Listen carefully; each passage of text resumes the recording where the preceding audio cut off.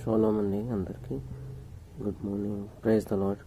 ఇవాళ 4వ కీర్తన. నా నీతికి ఆధారమగు దేవా, నేను మొరపెట్టినప్పుడు నాకు ఉత్తరమిమ్ము. ఇరుకులో నాకు విశాలత కలుగజేసిన వాడవు నీవే. నన్ను కరుణించి నా ప్రార్థనను అంగీకరించుము. నరులారా, ఎంతకాలము నా గౌరవమును అవమానముగా మార్చెదరు? ఎంతకాలము వ్యర్థమైన దానిని ప్రేమించెదరు? ఎంతకాలము అబద్ధమైన వాటిని వెదికెదరు? యెహోవా తన భక్తులను తనకు ఏర్పరచుకొనుచున్నాడని తెలుసుకొనుడి. నేను యెహోవాకు మొరపెట్టగా ఆయన ఆలకించును. భయము నొంది పాపము చేయకుడి. మీరు పడకల మీద నుండగా మీ హృదయములలో ధ్యానము చేసుకొని ఊరుకుండుడి. నీతియుక్తమైన బలులు అర్పించుచు యెహోవాను నమ్ముకొనుడి.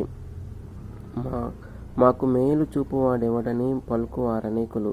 యెహోవా, నీ సన్నిధి కాంతి మా మీద ప్రకాశింపజేయుము. వారి ధ్యాన ద్రాక్షరసములు విస్తరించిన నాటి సంతోషం కంటే అధికమైన సంతోషము నీవు నా హృదయంలో పుట్టించితివి. యెహోవా, నెమ్మదితో పండుకొని నిద్రపోదును. నేను ఒంటరిగా నుండినను నీవే నన్ను సురక్షితంగా నివసింపజేదువు. ఈ దావీదు భక్తుడు రాసిన కీర్తనలో ఇది 4వది. ఇది దేవుడిని స్తుతిస్తున్నాడు దావీదు భక్తుడి. దీంట్లో తన తంతి వాద్యములతో పాడదగిన కీర్తన ఇది. దేవుడు తనకు శాంతిని ఇచ్చే కీర్తన. దేవుడు తనకు శాంతిని ఇచ్చే కీర్తన. ఈ పాడటం వల్ల మనుషునికి పట్టిన దురాత్మలు పారిపోతాయి. దేవుని స్తుతించడం వల్ల దేవుడు మనలో ఉన్న దురాత్మలు పారిపోతాయి. అందుకే ప్రతి మనిషి నోరు తెరిచి పాడాల, కీర్తించాల దేవుడిని.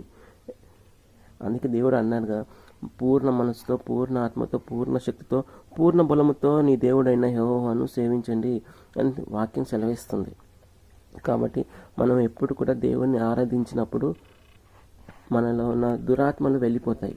దుష్టుడు మన నుంచి వెళ్ళిపోతాడు దూరంగా. మన దేవుడికి ఆధారమైనది నీతి. మొదటి వచనంలో దేవుడికి దగ్గర అవ్వడానికి ఒక మార్గాన్ని చూపిస్తుంది.